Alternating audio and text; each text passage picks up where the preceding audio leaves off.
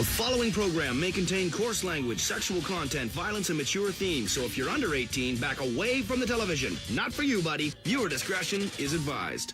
Chapter 7, Home and Council. Naruto and his friends all walked until they saw the gates to Konoha. All the while things were shockingly quiet. Sakura wasn't all over Sasuke as usual. Apparently since he got a girlfriend she had finally given up on him. Haku and Sasuke were walking hand in hand with Haku's rabbit, Fluffy, at their feet. Hopping to keep up with the two. Anko and Uejo were both keeping an eye on Zabuza, who just kept his eyes ahead. Kakashi walked behind them, just itching to get home. The sooner he got home the sooner he could get back to his orange book. "Man, this guy is an idiot." "Hold it," said one of the guards as they got close. "State your business." Kakashi with Team 7 and Team 11 returning from a mission outside the village.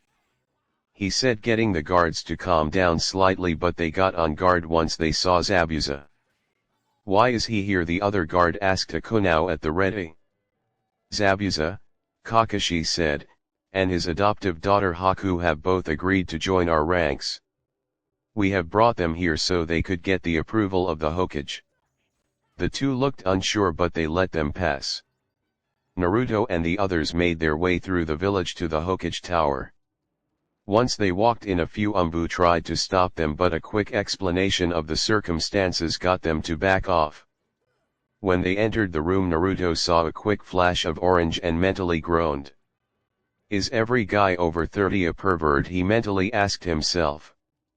"Kakashi," the old man asked, "why is there a missing nin in our village?" "You see," Kakashi said, "during the mission we encountered these two.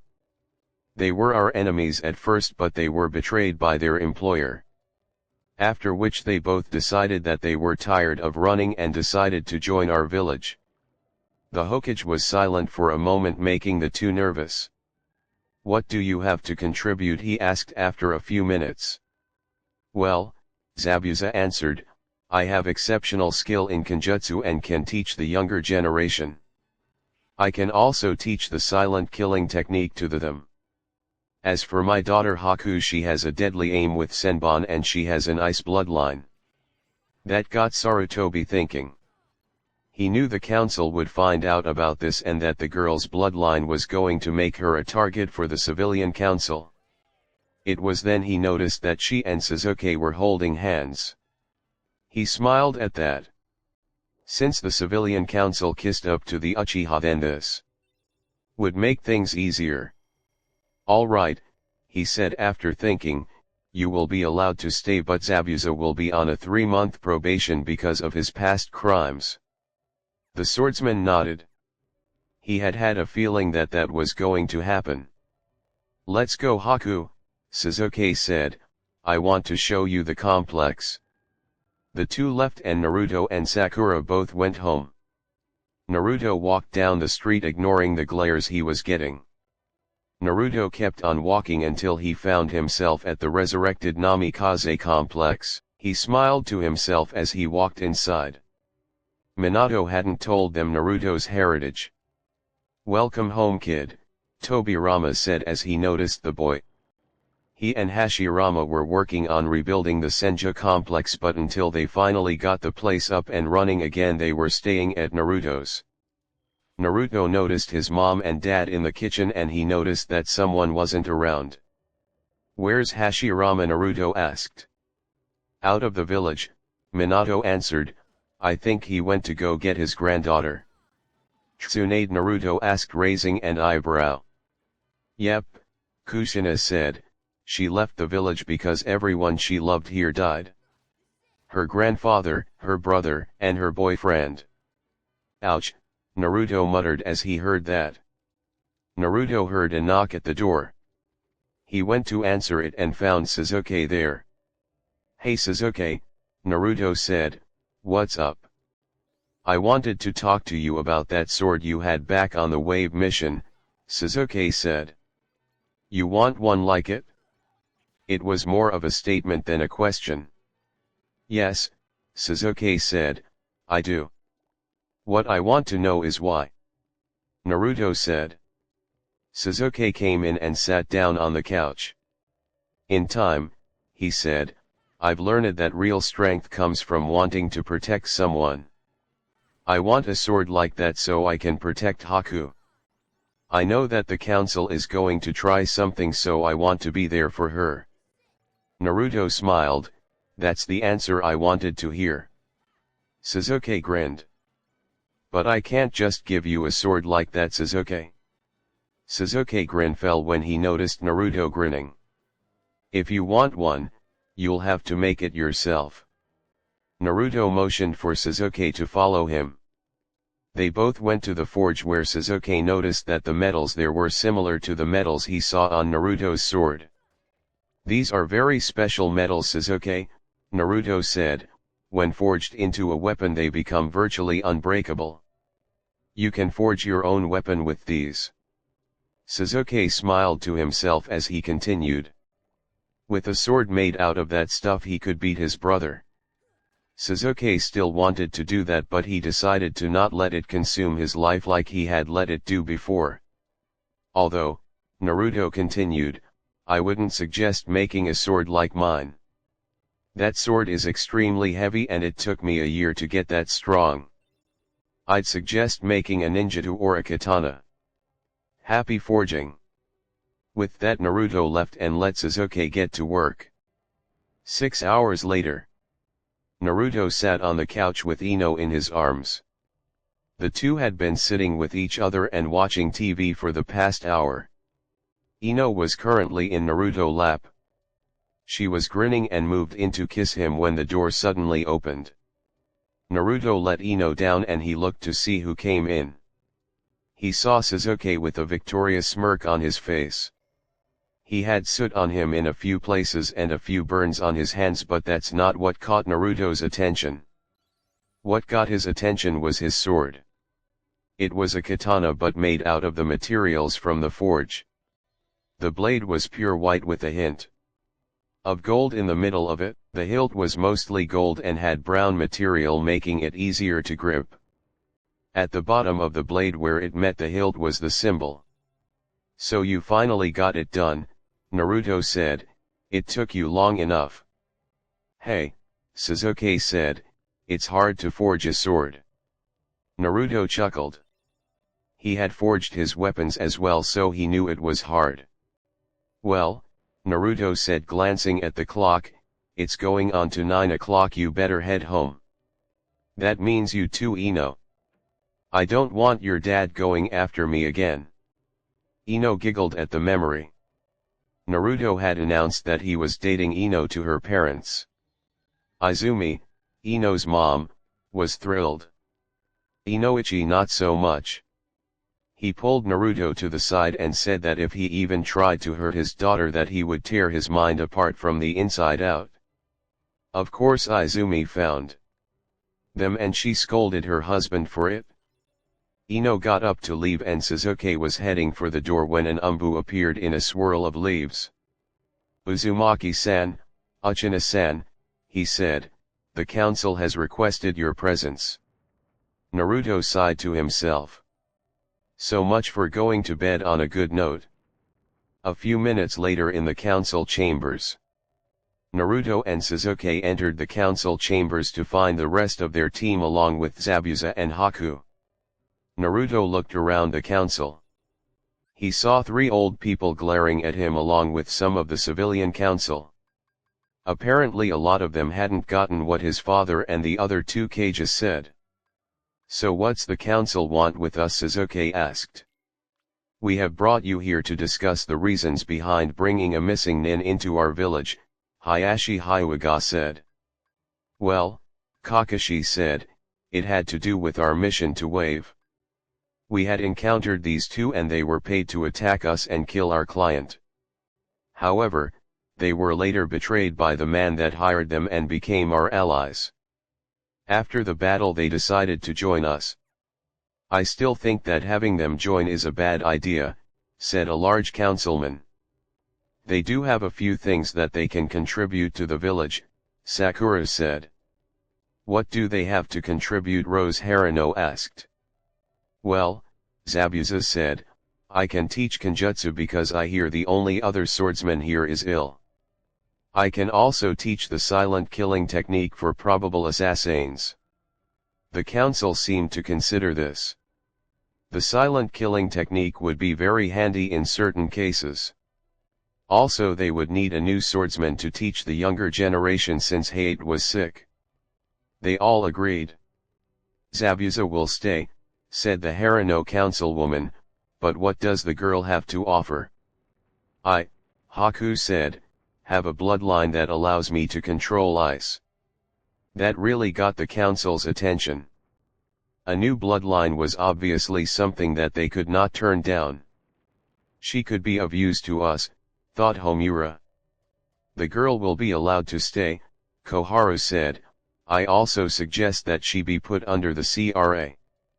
I refuse, Haku said. As do I, Zabuza growled. I won't have my daughter turned into a piece of breeding stock just because of a little bloodline. Your daughter? Asked Isom. Yes, Zabuza said, I first regarded her as a tool, but after a few years she grew on me and became the daughter that I never had. Since she is your daughter, Shibuya Barame said, will you be betrothing her to anyone?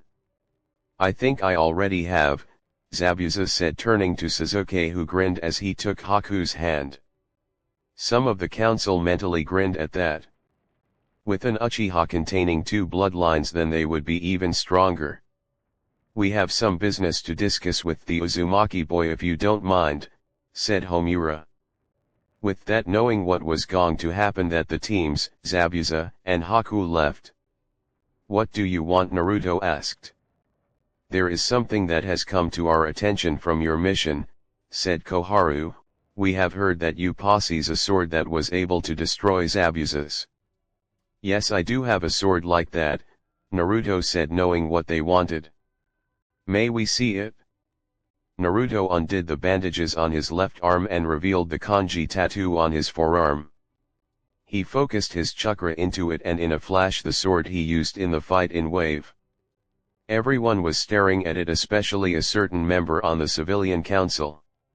His name was Dan Higurashi, a weapons merchant. Everyone knew that the Higurashi were known for their expertise with weapons. He had seen many swords in his life, but never one as this. What kind of sword is that? He asked with a shaky voice. I call it Angel's Hand, Naruto said. I forged this sword myself while I was training outside the village. Could you make more of those? Koharu asked. She knew that with an army of ninjas with weapons like that would be unstoppable. I can't, Naruto said. The sword is made out of a very rare elements. Even if you did manage to find that right elements, there won't be enough to make weapons for all the ninja. You will give one to Uchiha-sama, said a council member.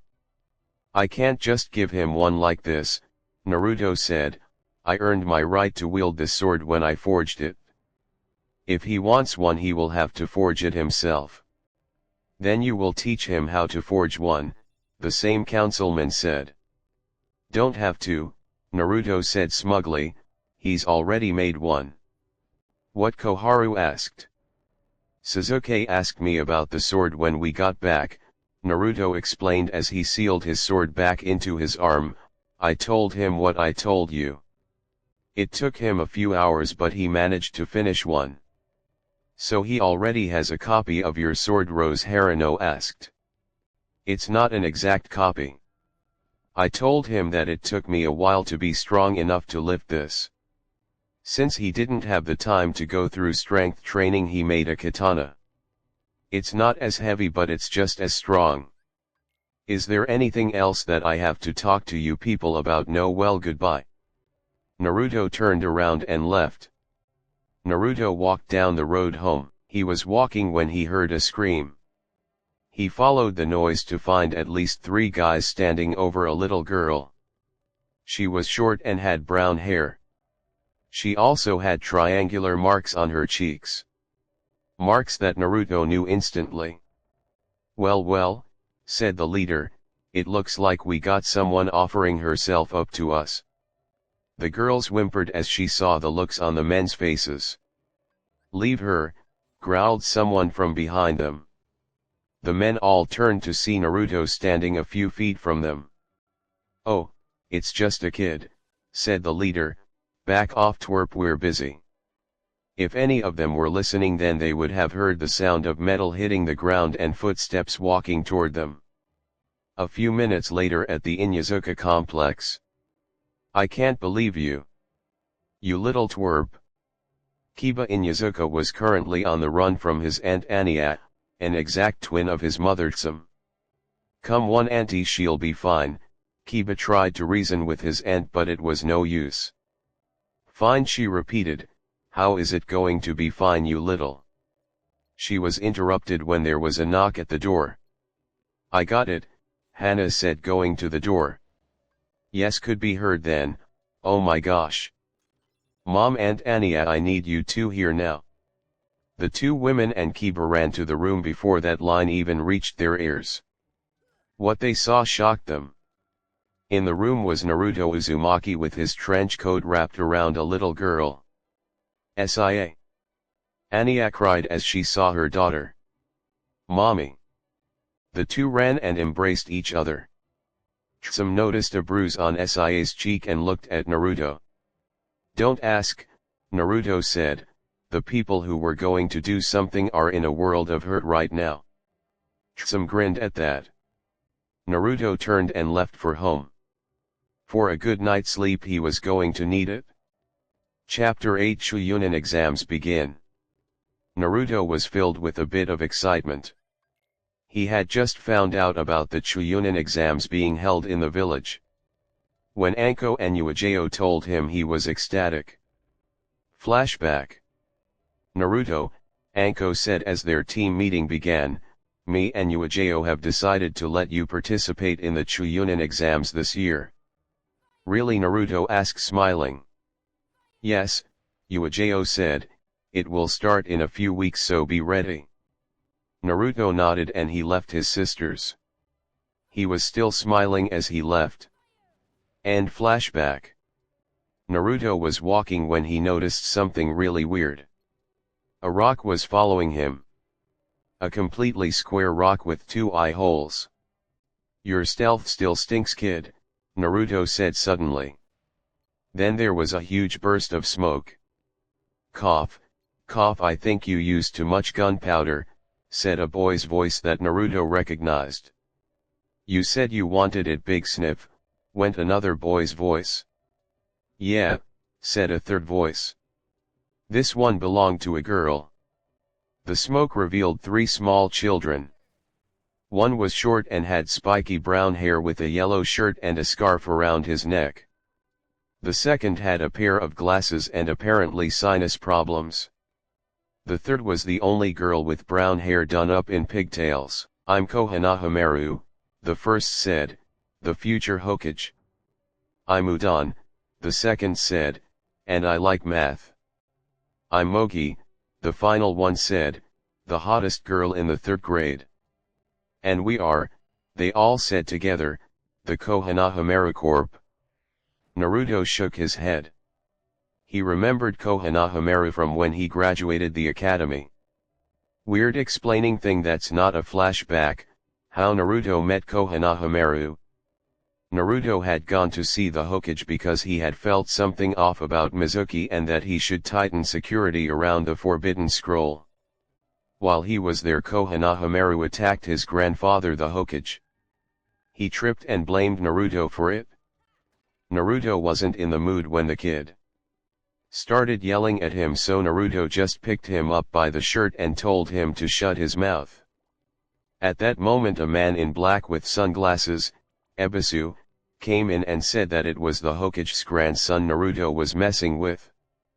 Naruto just bopped him on the head. After that the kid wouldn't leave him alone.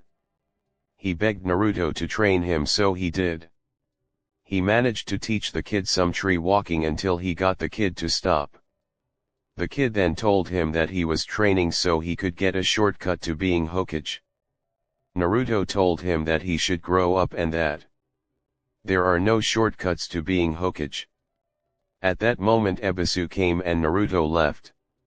He said that he expected great things out of the kid and that he shouldn't be filling his head with that shortcut crud. If he had known, he would have seen that he had changed Ebisu's view on him. End. Now back to the current show. So what are you doing here? Naruto asked the kids. We were hoping that you would play ninja with us, Mogi said. Naruto was about to answer when he heard someone call his name. He turned around to see Ino running towards him. She hugged him tight as Naruto hugged her back. Hey boss, is this your girlfriend? Konohamaru asked. Yes, Naruto said, putting an arm around Ino's waist. She is. Nice choice, Udon said, eyeing Ino. Naruto glared at the boy, making him back off. So boss, Konohamaru said, trying to get Naruto from hurting his friend, you gonna play or not? The answer was Naruto suddenly jumping at them. The kids all laughed and ran. They all pretty much kept goofing around for a while until Konohamaru suddenly turned a corner and ran smack dab into someone. Said person was wearing mostly black with a hat that was pointed up to look like cat ears. He had purple war paint on his face. He had a ninja headband on his forehead and what looked like a mummy on his back. With him was a blonde. She was slender, wearing an outfit with black sandals and her headband around her neck.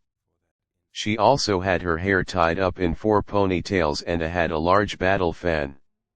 You little brat, the man growled, picking Konohamaru up by the shirt, I'll teach you a thing or two. Kankuro, the girl said, knock it off, it's just a kid. Quiet, Temari, the now identified Kankuro said, this kid's going to learn some manners. Kankuro drew back his fist and was about to unleash a punch when a sudden flare of killing intent froze him like a statue. He looked to see Naruto, who didn't look the least bit happy with him. I suggest you put the boy down, Naruto growled, or else. Or else what? Kankuro laughed. The next thing Kankuro knew, Naruto was in front of him, gripping the arm that he was using to pick up that little kid in a vice grip that threatened to break it. Kankuro gritted his teeth in pain and let Konohamaru down. He backed up and reached for the pack on his back. The headbands they both had the Suna symbol on it. Naruto guessed that they were here for the Chuunin exams. You can't use that here, Temari said. What if Gaara finds out? Don't worry, he won't, Kankuro said as he started to pull the package off his back. When Kankuro, what are you doing? Everyone turned to the voice to see a redhead in a tree with a large gourd on his back. Naruto noticed that he had the word kanji for love above his right eye. Kankuro, he said, what did I tell you? But this guy. Shut up. Or I'll kill you. Kankuro gulped at the killing intent that was leaking off of the reed head. Let's go, the redhead growled, Baki-sensei is waiting. Hold it, Naruto said, what's your name? Me, the blonde said, pointing to herself. Sorry, but I'm with another blonde, Naruto said, I meant the guy with the scar on his face. My name is Sabaku no Gaara, he said, you know my brother Kankuro and my sister Temari. Who are you? Naruto Uzumaki, Naruto answered. I look forward to fighting you in the exams, Gaara said as he disappeared in a swirl of sand. Thanks for helping me, boss, Konohamaru said as he walked up to him. No problem, Naruto said, grinning. He looked to where the Suna ninja had walked.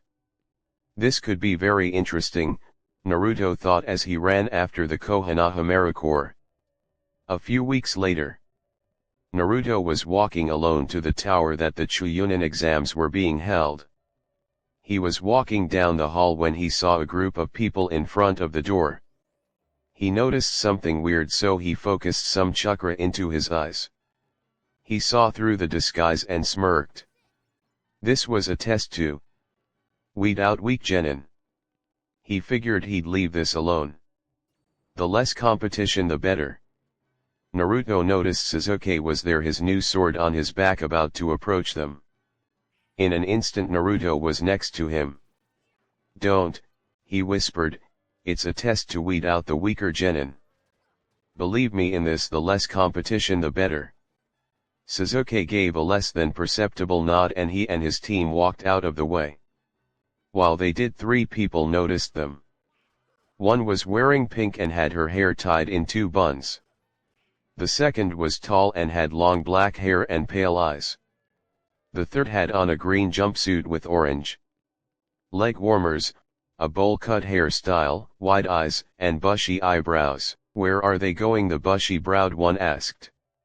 "Let's follow them and find out," the one with buns said.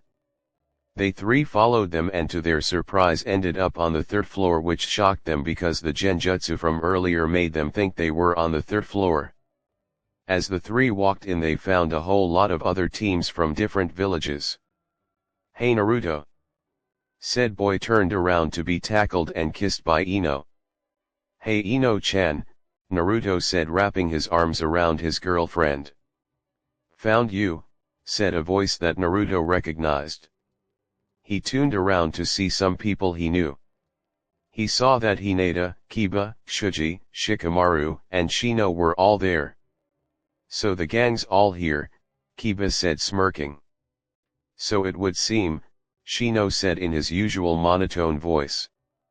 "So," Ino said, "how have you been, Hinata?" "Fine," Hinata said, "I've gotten over the fact that Naruto's taken. I just need to find the right person." Kiba heard that and got hopeful. He had a huge crush on Hinata ever since the academy, but he didn't try to ask her out due to her crush on Naruto. When he found out Naruto was dating Ino, he was a little upset, but he let it go. "I'd be quiet if I were you," said a new voice, "you don't want to attract too much attention around here." The voice came from a boy with white hair tied in a ponytail and glasses. He had on a purple vest with a white undershirt. He had the Konoha headband wrapped around his forehead. "Who are you?" Sasuke asked, raising his eyebrow. "Kabuto," he said, "and you really have to consider being quiet." "Why's that?" Kiba asked. "There are a ton of people here from different villages. The more attention you get, the more likely you're going to get hurt." Naruto examined this possible opponent. He could sense strength and he felt that this guy was stronger than he seemed. He noticed the weapon's holster on his left leg, so he was left-handed, and then he noticed a thing of cards. "What's with the cards, Kabuto?" Naruto asked. "These are ninfo cards," Kabuto explained. "Bring someone up and they can tell you all their stats." "Got anyone to look for?" "I do," Naruto said, "a team of Konoha nin besides us. A Hyuga, a girl with buns in her hair, and a guy with a bowl cut and big eyebrows. Also the team of Sunanin with Temari, Kankuro, and Gaara." "Let's see here," Kabuto said as he took out some cards and examined them. "Well, the first guy you mentioned is Niji Hyuga. He was last year's Rookie of the Year. He has the Hyuga bloodline, the Byakugan, and has been on some regular missions. The second is Tenten Higurashi. She doesn't have much, but it says that she's a weapons expert. The final one is Rock Lee. He has a condition that keeps him from molding chakra correctly, so he specializes in taijutsu." He took out another 3 cards and read them. "The Suna team," he continued, "are made up of the Kazekage children. The oldest is Temari. She basically uses that fan of hers to manipulate the wind. The other is the second oldest, Kankuro. He's a puppet master. He uses puppets with various weapons to fight. Finally is the youngest, Gaara. It doesn't say much about him, but he went on an A-ranked mission and came back without a scratch." Sounds like that raccoon's doing, Naruto thought. Kami had told him about some of the other Jinchuriki. He had been informed a lot about Gaara since he had a special ability. Kabuto was it? Naruto turned to see Niji Hyuga standing a few feet from them. He was looking at Naruto curiously. There were no records of his strength in the academy records since he was only there for one day. I'd like some information on Naruto Uzumaki, Niji said, getting eyes from his teammates. Let's see, Kabuto said, taking out a card. Naruto Uzumaki went on a few D ranked and a C ranked turned A ranked. He fought and won against the demon of the mist Zabuza. Ninjutsu unknown, Genjutsu unknown, Taijutsu unknown. He is known for carrying a sword he has sealed in his arm, called the Angel's Hand. The very same sword was used to shatter Zabuza's. It doesn't say anything else. Everyone who was listening to this was astonished. A genin on his first mission encountered and beat Zabuza Mamakai and shattered his sword. Everyone knew then that this guy was not to be reckoned with. Meanwhile the Leaf genin were glad that he was on their team. Tenten was wondering if she could get a look at Angel's Hand later.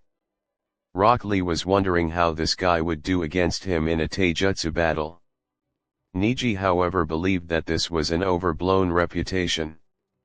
Sasuke and Sakura however grinned at that, knowing that it was true. Lee across the way noticed her and walked over. You are Sakura Harano? Yes, he asked, getting Sakura's attention. Yes I am, she answered, and you would be? I am the Leaf's handsome devil Rock Lee, he said, and then he got on his knees. It would mean my life if I were able to go on a date with you. Lee currently had hearts in his eyes as he looked at her. Normally Sakura would have been freaked out, but since her little realization on her last mission she was thinking differently. She found that Lee's outfit and looks were odd, but he seemed like a nice guy. What the heck, she thought, I'll try anything once. Actually, Sakura said, I think I'd like to go out with you. But on one condition. What would that be, Sakura-chan? Lee asked, wanting to get Sakura's favor. Leave the jumpsuit and leg warmers at home, she said, oh, and try to wear something that would make you look good on a date. Lee nodded. Naruto and Sasuke both smiled to themselves. It was good that Sakura was looking into other men. It meant that they wouldn't have to listen to her go on and be a pain in the neck anymore. Oh, and Naruto, Lee said as he turned to leave, since there is very little known about your taijutsu, then I would like to face you during the exam. I guessed, Naruto said, by my guess you are a taijutsu expert because of your condition. I wouldn't mind testing my strength and speed against one. Then it will be a battle for the ages, Lee said, smiling, showing off some incredibly white teeth that almost blinded Naruto. Suddenly there was a large boom and a cloud of smoke appeared on the other side of the room. As it cleared, it revealed a man with a black trench coat and bandana with the Konoha symbol wrapped around his head. All right, you maggots, he yelled, my name is Ibiki Moroni and I will be your proctor for the first exam. Now get your butts in here and find a seat. Ibiki the mind sadist, Naruto thought. He had been told about him by Anko. This ought to be very interesting, he thought. Chapter 9, Exam 1 and 2. Everyone filed into the room and sat down in chairs at random. Naruto sat next to Ino and Ibiki started to explain how the exam would work. Okay, Ibiki said, getting everyone's attention, here's how it works. The first part of the exam is a written test.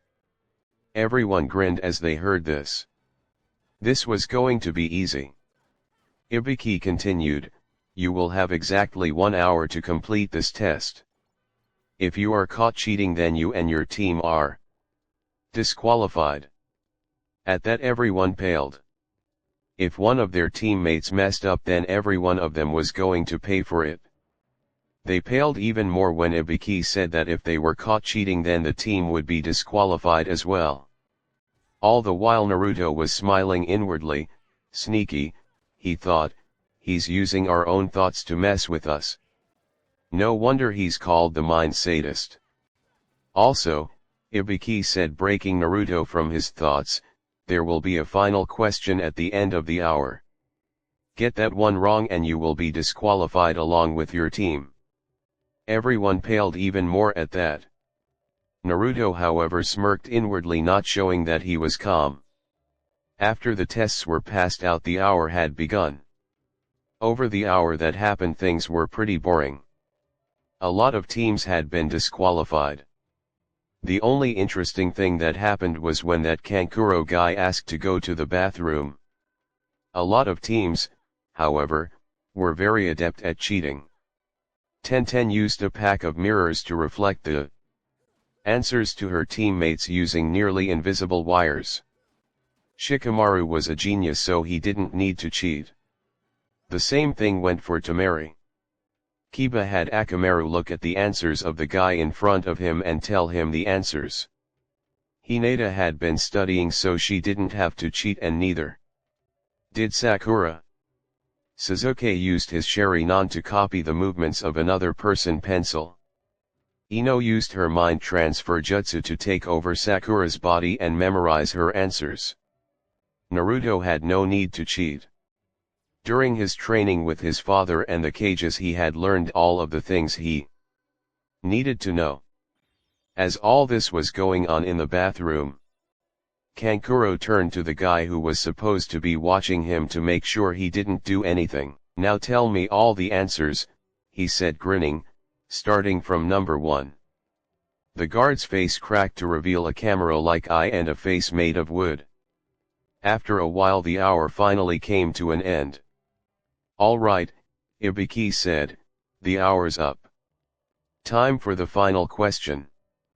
Everyone was on the edge of their seat. It all came down to this. Only Naruto seemed to be calm. Before I announce the final question, Ibiki said, I should tell you that you don't have to answer it. A lot of people felt relieved until Tamari spoke up. What's the catch, she asked. If you choose not to answer, Ibiki stated, then you are not only disqualified from the exams, you're also forbidden from taking them again. At this everyone was a little bit freaked out. If they didn't answer, then they couldn't continue the exam or do it ever again. It was maddening. Who in here wants to back out? Ibiki asked. It was then that Naruto raised his hand. His friends were wondering what he was up to. You want to back out? Ibiki asked. Yeah, Naruto said, if I can't answer this, then I'm going down on my own. I'm not going to drag my friends down with me. With that sentence a lot of people smiled. This kid had a lot of guts. Well then, Ibiki said, getting up, for those of you still here, you pass. Silence. Shocked looks littered the entire populace of the people there. What? Tamari asked, what about the final question? There was no final question, Ibiki explained, the true test was to see how well you could gain information. Or in other words, cheat without getting caught. Since you have proved that you can do that, you pass to the second part. Almost as soon as Ibiki finished that sentence, a black object shot through the window. As soon as it came out, the sides shout out to form a banner that said, congratulations. Welcome to the second exam. In front of the banner stood Anko Mitarashi and Zabuza, who now had a leaf headband. He also had something else, a large gold and white Zanbato. Since Naruto destroyed the old one, Zabuza used the metals in the forge to create a new one. I told you we would be too early, Zabuza said. Yeah, Anko said, but I like to annoy Ibiki. Everyone stared at the two. A lot of guys were staring at Anko because of her choice in outfit. The girls were looking at her with looks of disgust and jealousy because they didn't have the guts to dress so outspoken. Anyway, Anko said, getting everyone's attention, follow us for the second part of the exam. Everyone got up and followed the two jounin to what looked like a large forest. It was surrounded by a gate that had a sign that said, do not enter. A lot of people were a little wary of the place. That turned to fear when they saw a massive millipede make its way around a tree. By massive I mean it was the size of a car. This, Anko said, is the forest of death. Here is where you'll be taking the second part of the exam. Looks like fun, Naruto said with his arms crossed. A lot of people looked at him like he was crazy. The test, Zabuza said, will consist of the teams taking a scroll. You have 3 days to find a scroll of the opposite. You'll have to fight your way through enemies and whatever the heck lives in this hole. Like I said, Naruto repeated, sounds like fun. A group of people took a step away from the guy who was clearly insane. The reason Naruto wasn't scared was because he had faced things that made this place look like a children's playground. His first kill was a demon, for Pete's sake. This was going to be a picnic. Anko smiled and vanished. A moment later a cut appeared on Naruto's cheek and Anko was behind him with a kunai at hand. Boys like you are usually the first to go, she said as she licked a bit of blood of Naruto's cheek. Tasty. The best I've tasted in a long time. She knew that Naruto wouldn't be scared so easily. After what he had been through, he wasn't about to break down and cry. Naruto smirked and vanished in a puff of smoke. In his place was a log in his place. She felt cold metal pressing against the back of her neck. She turned to see Naruto with Angel's hand drawn and at her neck. I don't die easy, Naruto said, but I guessed you would have known that, big sis. Everyone was shocked to hear that this guy was related to the proctor. All but one girl, who was busy staring at the sword Naruto was holding. Then there was a flash of killing intent and both turned to see a grass ninja with a really long tongue. You shouldn't sneak up on people, you know, Naruto said to the grass ninja. Sorry, she said, but I just wanted to return the proctor's kunai. Thanks, Anko said, but don't use so much killing intent, you're going to give the wrong idea. She took her kunai back and left. Naruto, however, had a bad feeling about this girl. She had a powerful dark aura about her and it didn't sit right with him, not at all.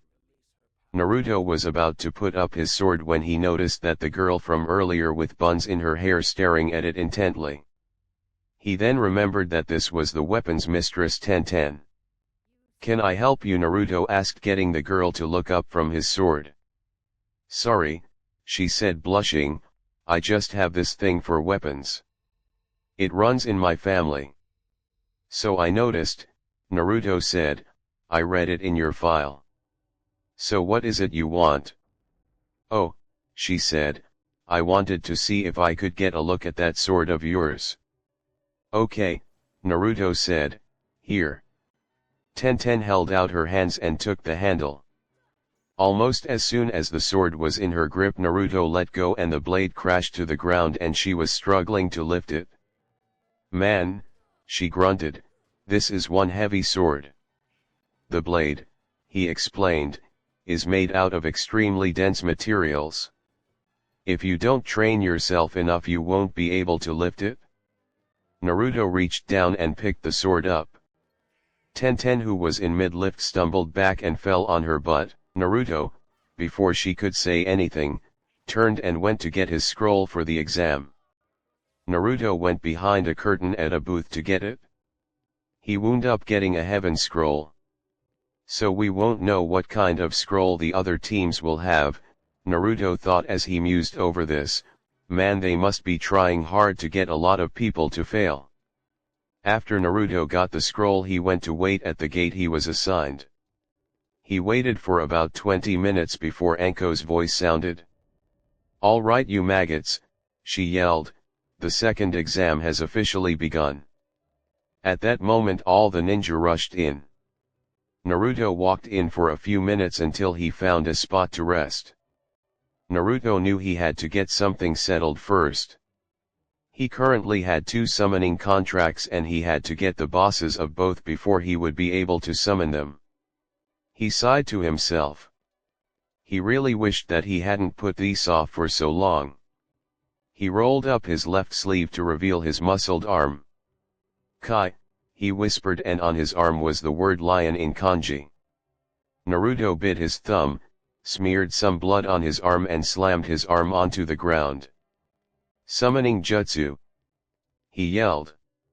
As he slammed his arm onto the ground, a cloud of smoke rose up and revealed a black lion with a golden mane. This was the summons of the Namikaze clan, the lions. "Who has summoned me?" the lion asked in a deep, gruff voice. "Oh Naruto," it said once it saw him, "why have you brought me here?" "There is something I need to talk to you about, Mufasa-one," Naruto said. Naruto performed another summon, only this time a large silver wolf with golden eyes appeared. "What's going on?" the wolf asked. It noticed the lion and Naruto. "So you have the lion summoning contract," it said, its voice also deep, not as gruff as Mufasa's. "Do you wish to seek our permission to use both?" "Yes," Naruto said, "my father told me that one can use more than one summon if the bosses of the summons agree to work with on another. Since I am heir to the Namikaze and Uzumaki clans, I was wondering if I could summon the animals of both." His father had told him about this years ago. Naruto just kept forgetting about getting the two clans to agree to both be his summons. The two great beasts looked at each other and then nodded. Naruto, Lunar, the wolf boss mentioned earlier, said, "We have known about you being of both of the clans that summon us. We have decided to work together with you. The lion and wolf clans are now your allies." With that said, the two beasts vanished in puffs of smoke. Naruto smiled. Now all he had to do was get to work on his parents' techniques and he would be set. Naruto then sensed something. He focused chakra into his ears and heard the sounds of footfalls. Suddenly 3 rain ninja all jumped out of the shadows. All 3 of them had on yellow jumpsuits. The one thing that made them stick out were their faces. All 3 had breathing devices on them. They had bandages covering their eyes. Only one had both eyes showing, one had one eye showing, and the third didn't have any. "Hand over your scroll and you won't be hurt," the obvious leader of the 3 said. "Actually," Naruto said with a smirk, "I would be more worried about you getting hurt." Naruto then flipped through multiple hand signs in a minute and yelled, "Iron style, iron grip." As soon as those words left his lips, 3 metal hands shot out of the ground. The one with both eyes showing managed to get out of the way of his. The other 2 were caught. "This guy has a bloodline," the rain ninja thought. "Nice try," he said, "I'd like to see your metal reach me up here." "Who said anything about using metal?" Naruto asked as he appeared behind him. He caught him and the 2 fell down to earth. As they fell, Naruto roared, "Wolf barrage!" Naruto appeared above the rain ninja and started beating on him, changing between multiple punches and kicks. Each one met its mark and the rain ninja screamed in pain. Finally Naruto grabbed him by the legs and then flipped in midair, causing them both to spin like saw blades. It ended when the rain ninja's body was slammed hard into the ground with a loud boom. Naruto got up and stretched, popping his shoulders, and groaned. Man, that one requires a lot of energy, Naruto thought. He reached down and started to search through the ninja's belongings. He found an earth scroll, so he didn't have to worry about this for now. Naruto was about to head to the tower when he felt a sudden dark chakra. It was the same one that he had felt from that grass ninja. He also felt something else. It was Sasuke. Naruto didn't waste any time and sped off toward the site of the problem. Meanwhile, Anko stood above the bodies of 3 dead ninja. Grass ninja to be precise. "Darn it," she cursed out loud, "it's his jutsu." She gasped when she realized Naruto was in the forest at the time. She sped off to go save her little brother. "Kid," she said to herself, Don't you dare do anything stupid.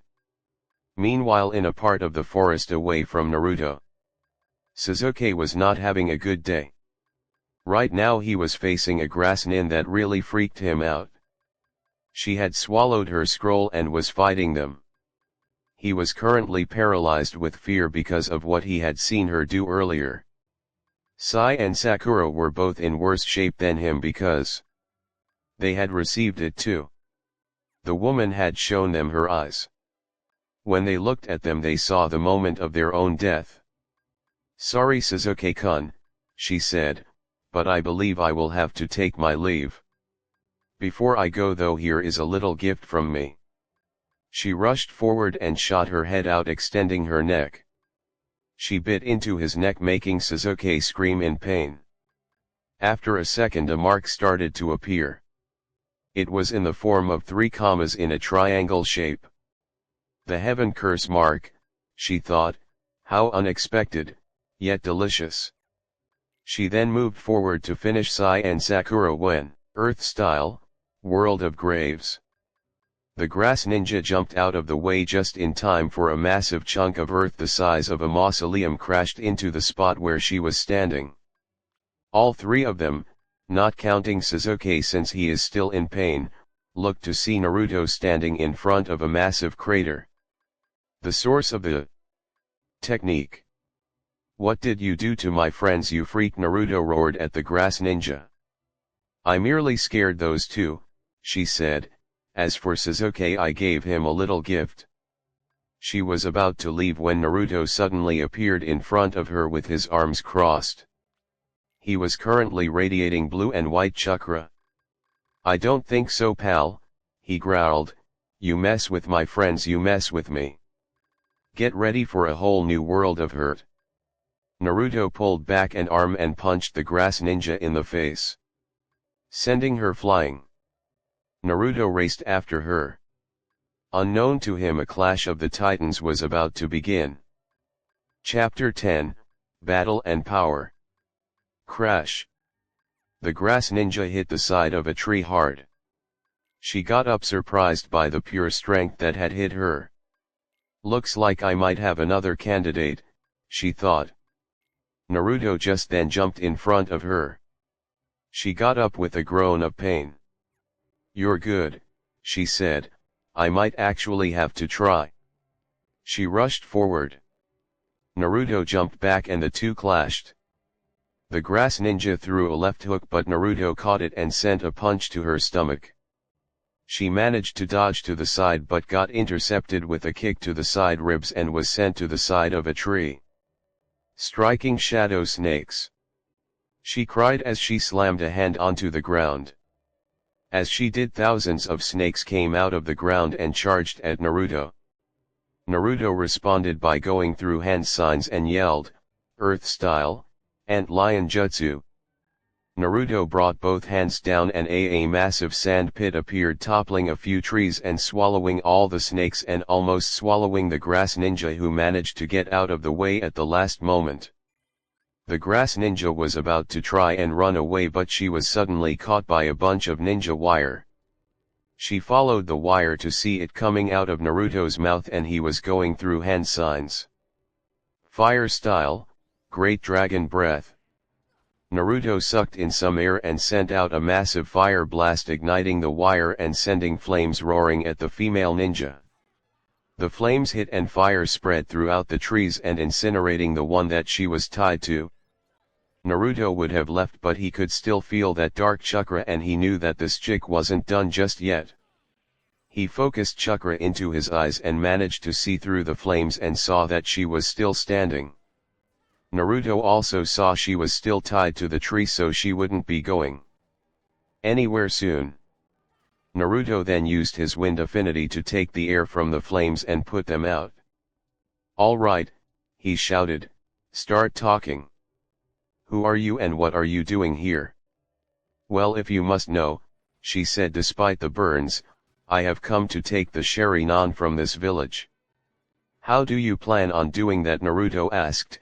"In case you haven't noticed, Sasuke isn't dumb enough to just hand over his clan secrets to some grass ninja freak." "Oh, but he will," she said laughing, that mark I gave him will make him seek me out for power. I know he wants to kill his brother and that will bring him to me.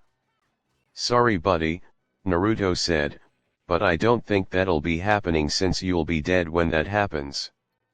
Sorry, she said, but I don't die easy.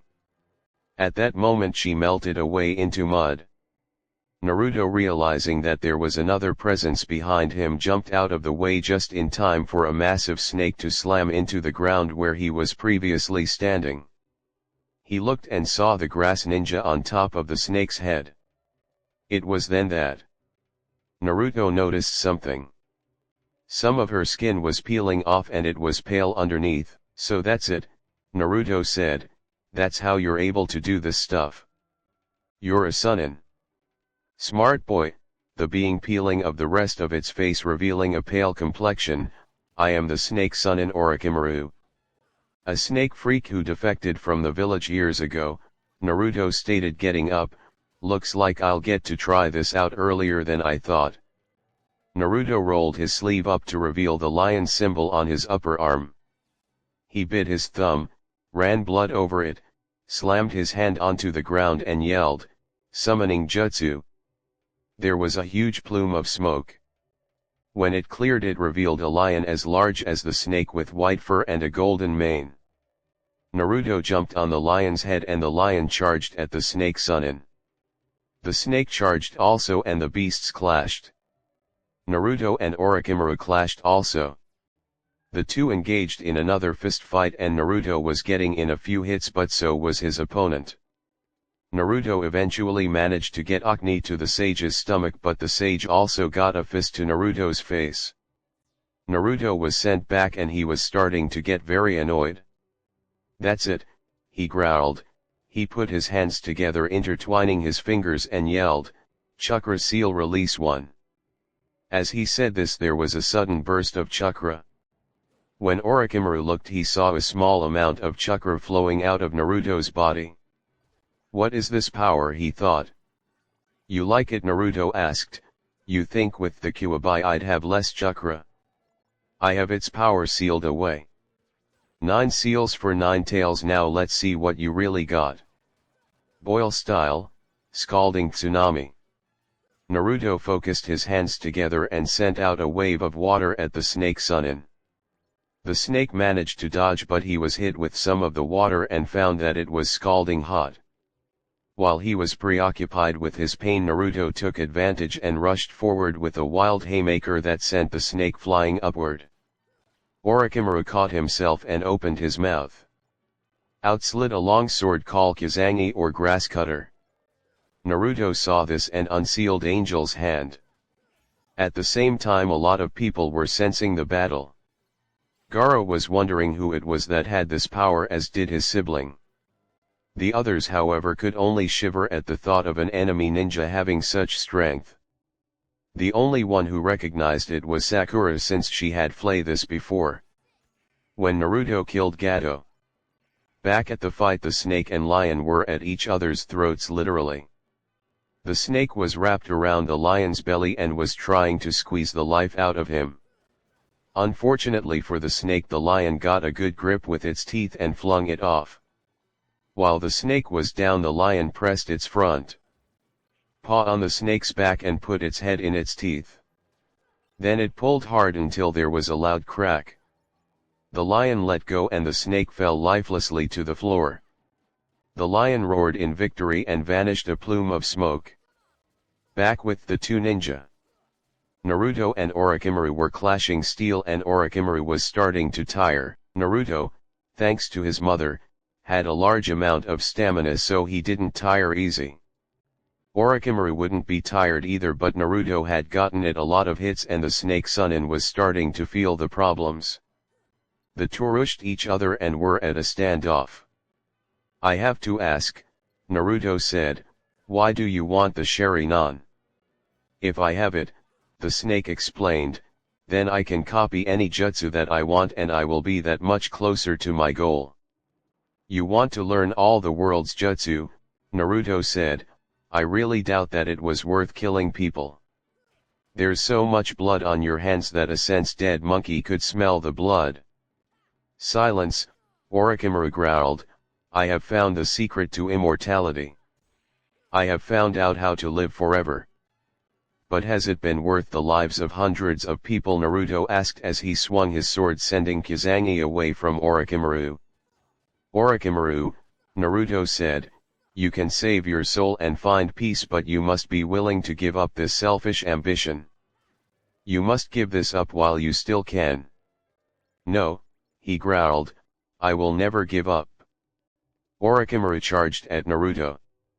Only for a large amount of white chakra to cover Naruto's arm, and with a strong punch sent Snake Sunin flying through the trees. Maybe, Naruto thought, there is a chance that he will see the error of his ways. I pray that he does. His potential is wasted on such foolish ideals. Naruto hung his head and left the battlefield. He was about to go find a place to sleep when he remembered. That snake guy had bitten Sasuke. He remembered that he said that the mark would make his seek out the Sunin for power. He focused for a little bit and found Saki's chakra. He also sensed Sakura near him. He got up and rushed off towards the source. After about an hour of searching, Naruto finally found them. Sai and Sakura were both watching Sasuke, who was passed out in a hollow tree. What happened? Naruto asked as he made his appearance. The two were shocked, but they got over it since Naruto was known for doing some amazing things. That snake freak managed to sink her teeth into Sasuke, and no, he's unconscious, Sakura explained, he's been like this for a day. Sakura didn't use the kun suffix anymore since she was finally over him. However, that didn't mean that she wasn't worried about her teammate. I think I might know what's going on, Naruto said. Sakura and Sai listened intently. First off, Naruto started, that grass ninja was Orochimaru in disguise. They both gasped but didn't talk since Naruto continued. He put this curse mark on Sasuke so he would seek him out for power, but I think I might be able to counter it. Naruto walked up to Sasuke, placed a hand on his head and said, Angel style, Mind Walker. In a sudden flash, Naruto was gone and Sakura and Sai looked at each other with shock clear on their faces. At that moment, three figures showed up. One was covered almost completely in bandages and had long purple sleeves that ran down his entire arm, hiding it. The second one had spiky hair and a yellow shirt. The third, who was a girl, had long black hair and camouflage pants. That him? The girl asked. Yep, the spiky-haired one answered. Then let's go, the bandaged-on said. Meanwhile, in Sasuke's mind, Naruto was walking through what looked like the Uchiha mansion. Naruto figured that it would be like this since Sasuke was upset about the murder of his clan all those years ago. The compound looked dark and dismal. It would have been nighttime in here, except Naruto could see a lot of storm clouds making it seem dark and gloomy. Naruto searched around the grounds until he found Sasuke talking to the Snake Sunin. Join me, Orochimaru said, this is the only way that you will be able to avenge your clan. Sasuke, don't listen to him. Naruto yelled, he just wants to give you power so that he'll take your body to make himself stronger. Quiet, Naruto, Sasuke growled, this is the only way. This is the only way that I will be able to get strong enough to avenge my clan. So you're just going to forget about us? Naruto asked, stepping closer to the two. What about me and Sakura, Sai and the others? Aren't we your friends? What about Haku? As soon as Naruto said her name, Sasuke's eyes widened. You love her, don't you? If you leave, she'll be crushed. You don't want to be the one to make her cry, do you? Sasuke rose up and glared at the Snake Sunin. Out, he growled, get out of my mind. As soon as those words left the Uchiha's lips, the snake suddenly burst into black flames. As soon as the ashes faded, the sky brightened up and the dark clouds were replaced with clear blue sky. Welcome back Sasuke, Naruto said smiling. Thanks, Sasuke said. Naruto started to fade away from Sasuke's mind when he remembered something. Oh, he called, and while I was looking around I gave you a little adjustment. Sasuke was about to ask what it was when Naruto completely faded away. I can ask him when I wake up, Sasuke said to himself. At that moment in the real world Naruto reappeared and Sasuke woke up from his nap. They looked outside of the hollow to see something that made both of their blood come to a boil. The scene: Sakura unconscious with a bleeding head and Lee who looked like he was in extreme pain. Sai, Shikamaru, Ino, and Chuji were going against the sound trio. At that moment the two flared their chakra and made their presences known. Mind telling us what you're doing with our friends? Naruto asked with a little anger clear in his voice. We were sent here on a mission, the bandaged one said, they got in the way so we are trying to end that. Over our dead bodies, Sasuke growled, activating his Sharingan. As he did he got gasps from a few people. Unknown to him the eye had changed. Instead of the regular red color his iris was completely black except for a white tomo in each eye and a red pupil. The spiky-haired one raised his arms and yelled, splicing sound waves. Sasuke noticed holes in his hands as he raised his arms. Naruto noticed it too and they both jumped out of the way just in time for a blast of air to shoot out and destroy the tree that they were once inside. Darn it, he growled, missed. Naruto appeared next to Sakura and started to heal the wound in her head. Naruto, she said weakly, what happened to Sasuke's Sharingan? I made an adjustment, Naruto said, I call it the Onyx Sharingan. I not only changed the color but improved it. I don't want to tell you no because there are so many people here. Sakura nodded and watched as Sasuke fought the sound ninja. The bandaged one tried to get in a hit but Sasuke dodged it and ripped his sleeve revealing a strange device with holes in it on his arm. The spiky-haired one tried to use the cannons on his arms again but Naruto had finished healing Sakura's head and rushed over to him. He grabbed the sound ninja's arms and pulled them back to where the ninja was bent over and couldn't get up. Get off of me! He yelled but Naruto didn't. You seem pretty proud of these arms, Naruto said, let's see if we can't fix that. Naruto twisted one arm until there was the sound of a loud crack. The ninja screamed in absolute pain as his arm was broken. Meanwhile the bandaged guy was sent flying into a wall via a kick to the face from Sasuke and the girl was scared at the sight of their strength. Leave your scroll, Naruto said, and get out of here. The girl didn't need to be told twice. She took out the scroll, left it on the ground and got her butt out of there. The bandaged one had also learned not to mess with them, grabbed the spiky-haired guy, who had lost consciousness from the pain, and left with the girl. Naruto picked up the scroll and looked at Team 7. What scrolls do you guys need? Naruto asked them. An earth scroll, Sai answered. Here, Naruto said, tossing the earth scroll to them, I already got the scrolls I need. At that moment Tenten and Neji showed up. Tenten shook Lee and yelled at him until he was awake. Naruto shook his head slightly at the fact that she was rough with her own teammate but didn't say anything. If there was one thing he knew is that you never piss off a woman, especially if she knows how to use a sword. After waking up their teammate Neji and Tenten left and so did Ino, Shikamaru, and Chuji, wishing them good luck.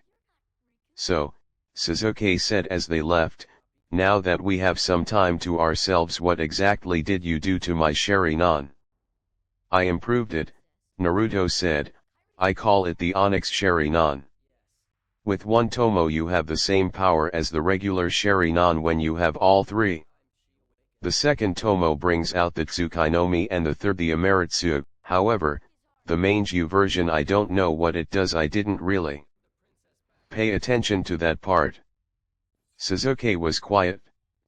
Naruto gives him a sword and an improved version of his Sharingan. This was really starting look up. Does this new version end with me? Sasuke asks suddenly. No, Naruto said, I had to alter your genes to do this so it will get passed on to your children. Sasuke smirked at this. Well, Sai said, since we don't have to worry about you stealing our scroll, why don't we head to the tower? Good idea, Sakura said, I don't know if I could make it without the extra help. All right, Naruto said, let's go. With that the four headed out to the tower. Chapter 11, Explosive Battles. Naruto and the others arrived at the tower. It hadn't been that hard since it wasn't really that long since they were there. They noticed that the team from Suna had made it. What had them surprised was that none of them had a scratch. They also noticed that Team 8 was there too. Hey guys, Kiba said as he noticed them, how'd you get here so fast? Well, I got mine from when I beat a team of Rain Ninja, Naruto explained, and these three got theirs from a group of Sound Ninja. How did you get yours? We got ours easy, Kiba bragged. We set a trap with a bunch of leeches on some other ninja and took their scroll. Not bad, Naruto complimented. The rest of their time there was uninteresting. New teams came and Naruto was noticing that there were a lot of people here. He had a feeling that they weren't going to the final round so quickly. On the final day they were all called to a room in the south end of the tower. You have all been called here for a special reason, the Hokage said. Since there is a large amount of finalists this year, we will have a few preliminary rounds. Preliminary, Kiba repeated. Yes, the Hokage said, the contestants will be selected randomly and shown on the screen. Bring out the screen. On the far wall that showed a pair of hands doing a hand sign, a screen came out and showed multiple names. Now let's see the first match. Multiple names were shown until it landed on two, Sasuke and Yoruichi.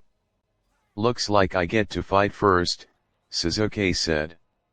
Up in the banister the Sound Team sensei, who was Orochimaru in disguise, smiled as he saw his future vessel's name. Time to see what you can do, he thought. The other contestants got up in the banister above them and watched. Sasuke surveyed his opponent. He had on a mask that covered most of his faces except for his eyes, but he wore sunglasses. Haku appeared, only she wore a Chuyunin vest. Meaning she was going to be the ref for this. Contestants ready, she asked, begin. Sasuke charged at Yoruichi with his new Sharingan active. The two basically threw punches at each other until Yoruichi managed to get a good grip on Sasuke. As soon as Sasuke felt the grip, he felt his strength start to drain. You're stealing my chakra, he realized. Yeah, Yoruichi said, it's special ability of mine. What are you gonna do? No. This, Sasuke answered. He brought his leg up, sending Yoruichi into the air. Sasuke jumped into the air and appeared behind Yoruichi. He shot out a punch that Yoruichi managed to grab but got hit by another one. A third punch sent Yoruichi downward and Sasuke went down after him with a powerful kick. They sent him into the ground. Lion's Barrage, Sasuke said as he delivered the kick. Winner, Sasuke Uchiha, Haku said. She sent a slight wink at her boyfriend. Sasuke grinned as he returned to his spot in the banister. The computer ran through names again until it stopped. Naruto Uzumaki vs Rock Lee. YOSH. Lee cried, I get a chance to face this mysterious opponent. Looks like I get to face Lee's challenge sooner than I thought, Naruto said out loud. Naruto, Sakura said, don't underestimate Lee. He's really strong. I wouldn't expect any less from the guy who challenged me, Naruto said. The two made it down to the arena and stared at each other. So Lee, Naruto said, since you challenged me, I guess I'll only use my taijutsu. Yes, Lee said, I wish to see your taijutsu since it was unmentioned in your profile. Ready? Haku asked, begin. Lee rushed forward and jumped in the air with a spinning kick. Leave hurricane! He yelled. Naruto jumped out of the way, moving at a speed that matched Lee's. Naruto rushed at him using a few punches and kicks, trying to get beat on Lee. Lee managed to dodge them but ended up with a firm shot to the jaw, knocking him back a few feet. He's strong, Lee thought as he recovered from the punch. Lee rushed at Naruto again and the two clashed in a grappling contest. You're very strong, Naruto said, this is the first time someone's pushed me this far in a fist fight. Good, Lee said, that means I'm doing my job. They suddenly broke away and Naruto ran at him and threw a punch that formed cracks in the ground when Lee jumped out of the way. Naruto was still holding back since he didn't want to show his full power yet. Lee jumped back. This opponent was much more powerful than he thought he would be. Lee and Naruto looked up to see a man that looked exactly like Lee, only with bigger eyebrows and a Chuyunin vest. Take them off, he said with a grin. But Guy-sensei, Lee said, you told me not to take them off unless it was to protect someone important. Well, I'm making an exception this time, Guy said, making Lee grin. Lee reached into his leg warmers and took out pair of weights. Ah, he sighed, now I can move freely. Naruto raised an eyebrow. He didn't know he had leg weights. He was wondering how much they weighed. He got his answer when Lee dropped them. They hit the ground, forming crater. Lee suddenly vanished and reappeared in front of Naruto, sending a strong kick to the face. Naruto managed to block it but was sent back. So you wear weights, huh? Naruto said. Small world, what does he mean by that? Sakura asked. As she said this, Naruto threw off his trench coat, revealing a pair of muscled arms. The girls all stared, especially Ino. Haku tried not to stare because she didn't want to cheat on Sasuke.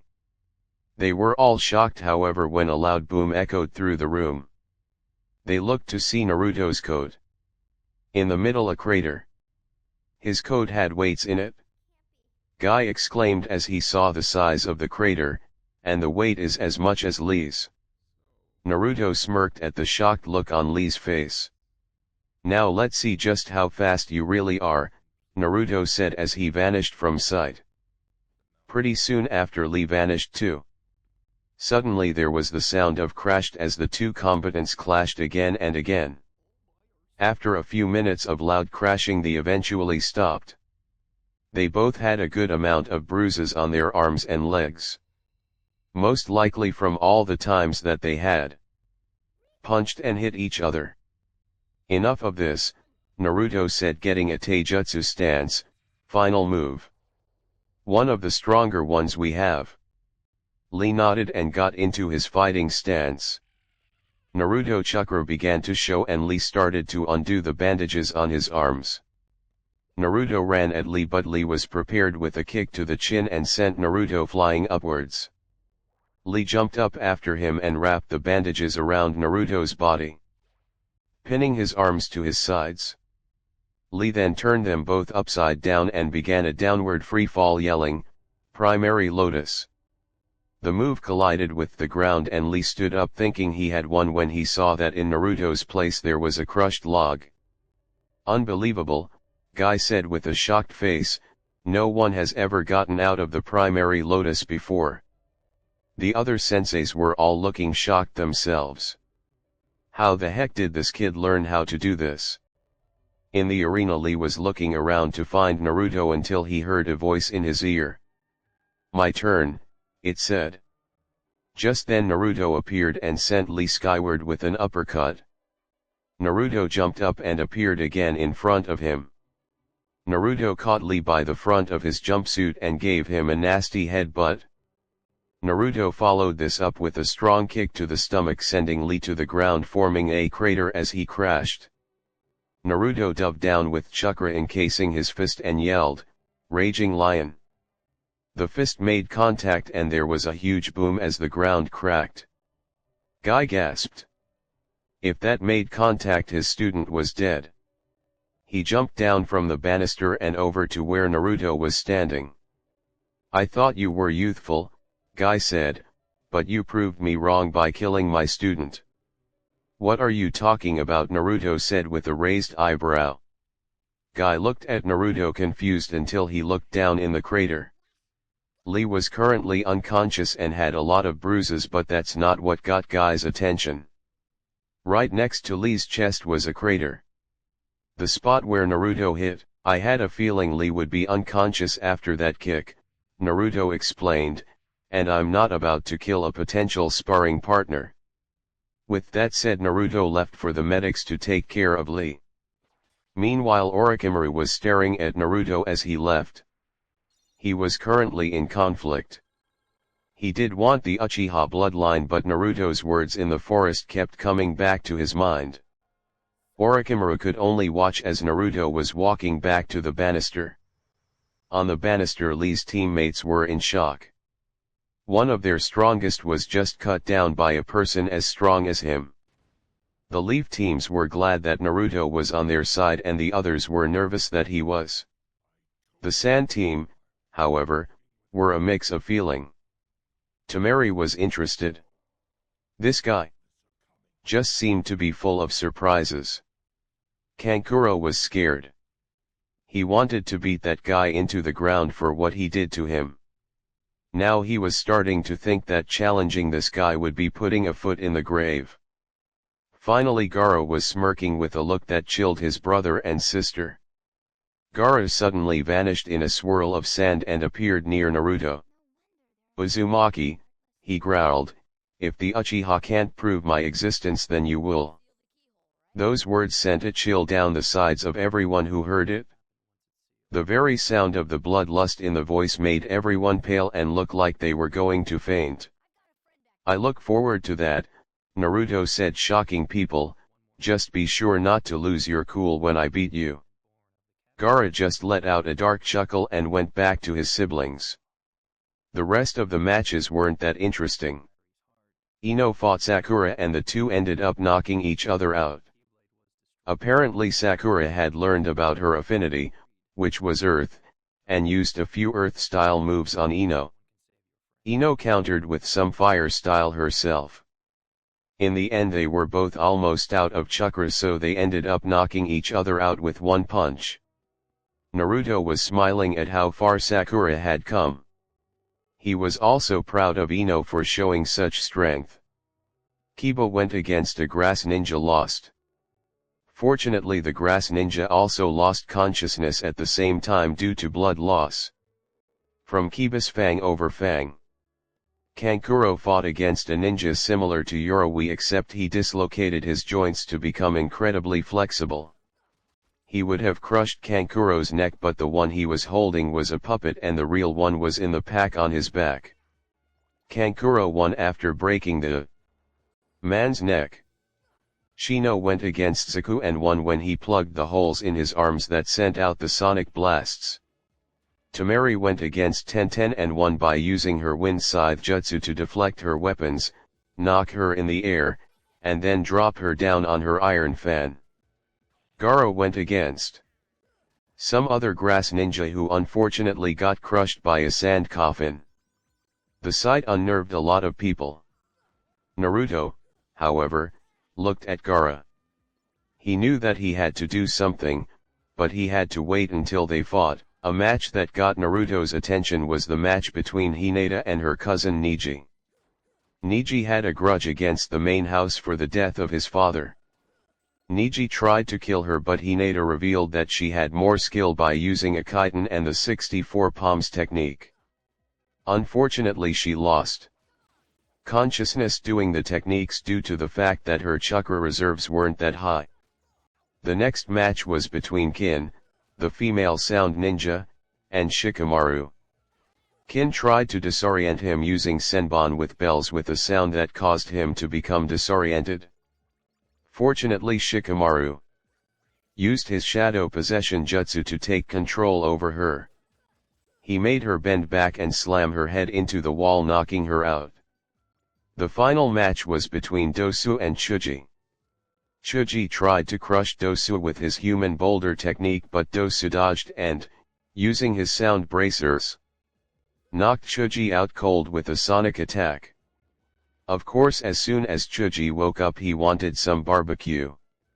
Now then, the Hokage said, the board will show the matches for the final round. The board went through multiple names at random until it landed on certain ones. Naruto Uzumaki vs Niji Hyuga. Shikamaru Nara vs Tamari Sabaku. Shino Abarame vs Kankuro Sabaku. Suzuki Uchiha vs Gaara of the Desert.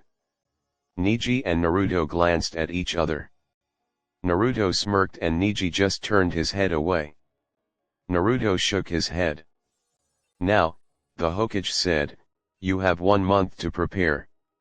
1 month? Kankuro asked, what's that about? The month, Sarutobi explained, is so that you can get some new tricks. It's no use if you use the same moves again now, is it? Everyone got the meaning of it?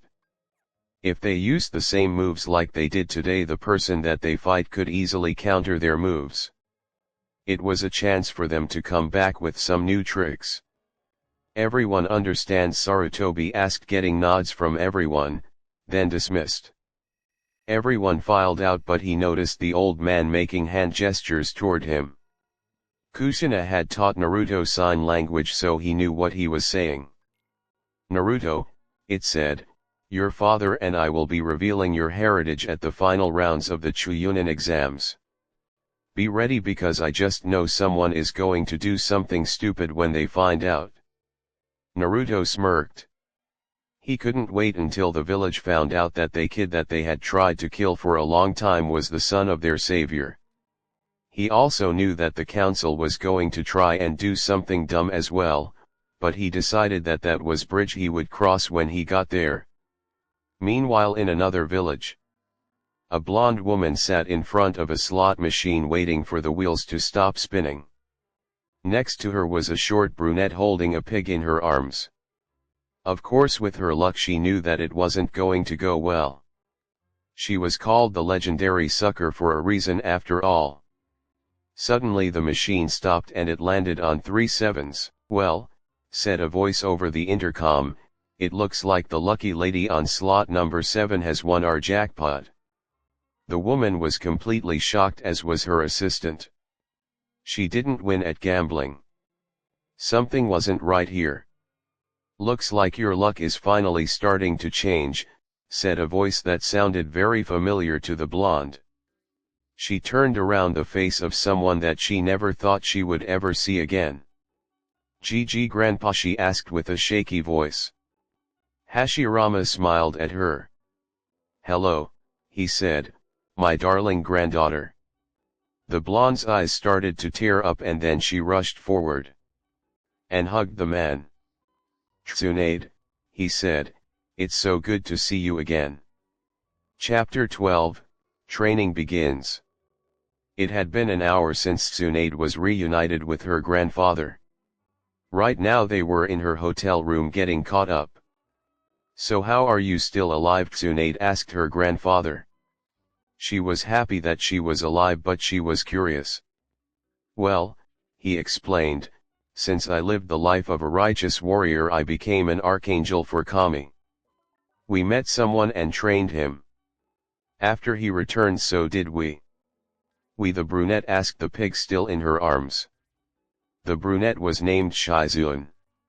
She was Tsunade's assistant and apprentice. The pig's name was Tun Tun. Though she wasn't used normally, the pig could be used to sniff out people. Her nose was as good as a ninja dog's. And Tun Tun is a girl, right? We, Hashirama explained, as in the other cages and Kushina.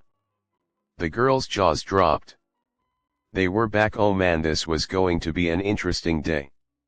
So who did you get to train anyway? Tsunade asked, clearly curious. Naruto, he explained, your godson. And Naruto, Tsuan stuttered, is alive. She had been told that Naruto had died during the sealing. Right now she was upset that she had been kept from her godson for so long. What happened? She asked, a rise of anger coming. A few seconds later. They did what? The cry was heard over the elemental countries and some other places. Sand Village. The sound of the voice knocked a lot of people out of their seats. They also had this feeling of dread. They brought it up to Gaara killing someone. Wave country. The shout was here all over the village. You hear something, Grandpa Inari asked. The old bridge builder just shook his head. Akatsuki base. Everyone jumped up at the yell. What was that? Haydn asked as he looked up from his ritual. I have no idea, Kisame aid with a nervous look. City outside the elemental countries. The shout shook the 5 teens out of their seats in front of the TV. Dude, a green-skinned kid with pointy ears and fangs said, what was that? I have no idea, said a spiky-haired kid with an eye mask. Someone's obviously angry, said a girl in a blue cloak with the hood up over her face. The other two. A guy who was half machine and an orange-skinned girl just kept quiet, wondering who had let out such a loud yell. Back in the elemental countries, Tsunade Shizuan, with Tun-Tun running next to her, and Hashirama were all making a beeline for Konoha. When I get there, Tsunade growled, there's going to be a whole lot of shaking going on. Shizuan was having similar thoughts to her master, only she wasn't thinking of crushing people like bugs. Back in Konoha, Naruto is heading home from the preliminary rounds to see if he could get his dad to train him. Naruto walked in to find his mom and dad making out on the couch. Gross, Naruto said, making the two separate. Old people love. We are not old, Kushina growled as she got off. Her husband flushed. So what is it you need, son? Minato asked, a little annoyed that he had interrupted them. I need someone to train me for the final exam, Naruto said. Well, Minato said, since you're old enough, I think it's time that me and your mother taught you some of clan moves. Clan moves? Naruto asked. Yes, Kushina said, grinning, you'll spend a few weeks training with me and then another training with your father. So what are you going to teach me? Naruto asked, his curiosity getting the better of him. Well, Kushina said, rubbing her chin in thought, you know sword techniques from Kami-Yami and Shinigami, correct? Well, I can teach you some of the Uzumaki techniques that will be able to throw your opponents for a loop. Then your father can teach you his prized moves. Really? Naruto asked, getting nods from both of his parents. Cool. At that moment an Umbu appeared. Fortunately he was one that Sarutobi trusted with the secret that his parents were still alive and who they were, so Minato and Kushina didn't have to hide. Uzumaki-san, he said, the council has requested your presence. Oh brother, Naruto groaned as he smacked his forehead. The Umbu vanished in a swirl of leaves. Naruto walked out the door saying goodbye to his parents and left for the council room. As soon as he entered, the Rose Harano started going off. What have you done to my daughter, boy? She yelled angrily. What are you talking about? Naruto asked. My daughter, the Harano said angrily, she has stopped trying to win the heart of the Uchiha and now she going out with some big-eyed freak. You mean Lee? Naruto said, realizing what she was talking about. Mrs. Harano, I have done nothing to your daughter. On a mission we had, she finally realized that it was not going to happen, especially since Sasuke is now dating Haku. So she's given up her crush and is now trying to find an interest in other people. I know you've done something to my daughter, you little. Enough, Lady Harano, said another councilman. I think we should get down to the topic of how the boy became so strong. I had a few good teachers, Naruto said. Now if that is all, then I will be taking my leave of this place. You will leave when we tell you to, brat, said the same councilman. There is no way someone would want to train a brat like when the Uchiha You know, Naruto said, cutting off the councilman, I'm getting tired of this. He turned to the council as he continued, it's always the Uchiha this. The Uchiha that. You people really need a wake-up call. Listen, how long have we been without the Sharingan? A long time, and the village hasn't gone up in smoke yet. I mean, if we really needed those eyes as much as you say, then I think we would be dead right now, since the one who has it right now hasn't even used it in that long of a time. The council was floored at this. They had just been schooled by a 13-year-old. Naruto smirked as he saw that the council had just been effectively shut up, so he decided to leave via Shushin. Naruto reappeared back at home. It was currently dark, so he went upstairs and went to bed. The next morning he woke up to find a note with his mother's neat handwriting. It read, "Dear Naruto, me and your father had some business to take care of, so we won't be back until this afternoon. You can meet me around 5 to begin your training. Love, Mom." Naruto put down the note and started making his breakfast. As he started eating, he couldn't help but think, what was it his mother and father had to do meanwhile? At the hot spring on the other side of a village sat nearby the women's side of the hot spring. He giggled perversely as he watched them. He was so engrossed in his research he didn't feel two presences behind him until he was lifted up off the ground, the throne in the opposite direction of the hot spring. He got up to see a very angry Minato and Kushina standing in front of him. He paled suddenly as he felt the killing intent rolling off of them. "Jiraiya," Minato snarled, "you have a lot of explaining to do." What do I have to explain?" he asked, stuttering out of fear of what they were going to do.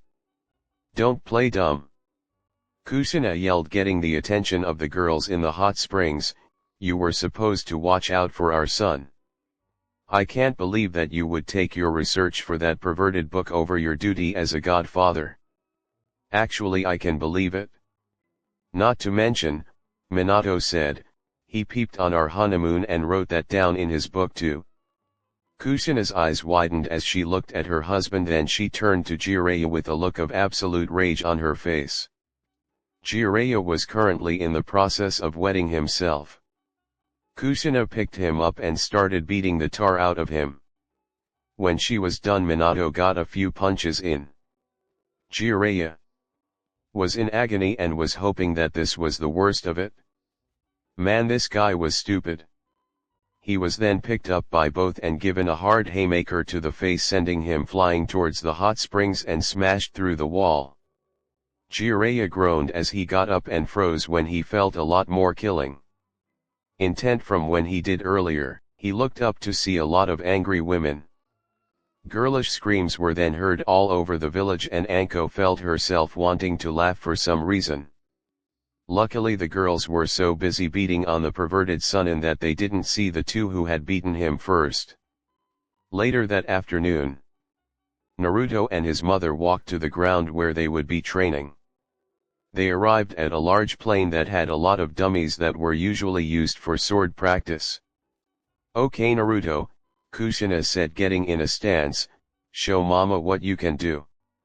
Naruto unsealed Angel's hand from his arm and charged at her. Kushina brought out a katana that was made from the same material as Naruto's sword. The two charged at one another and clashed. The sound of singing steel rang through the air as their swords clashed again and again. Eventually Kushina decided to get a little devious and knocked Naruto back with a sudden knee to the gut. Then she took out a scroll and unsealed another katana similar to the one she already had out.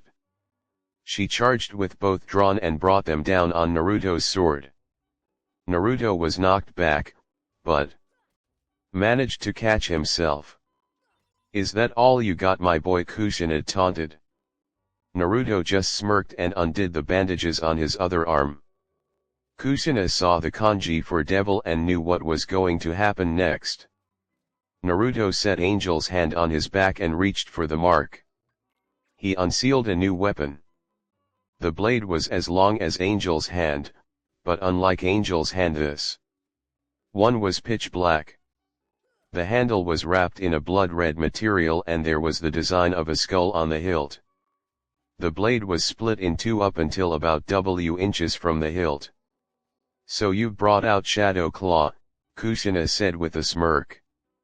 She charged at him as Naruto brought Angel's hand out and charged at Kushina. The swords all met and Naruto was starting to get an upper hand. It was then that he decided to show his mom what he could do with this one.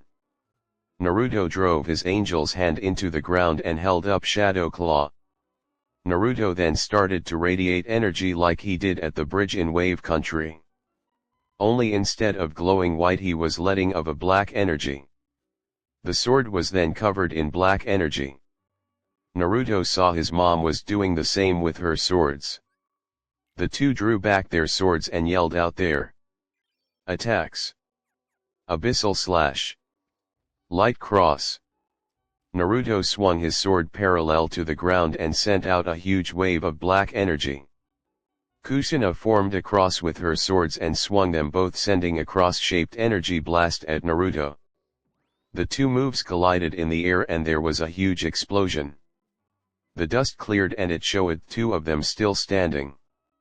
"Not bad, kiddo," Kushina said, panting slightly. "Let's get started on our training." Naruto smirked. Then got down to business.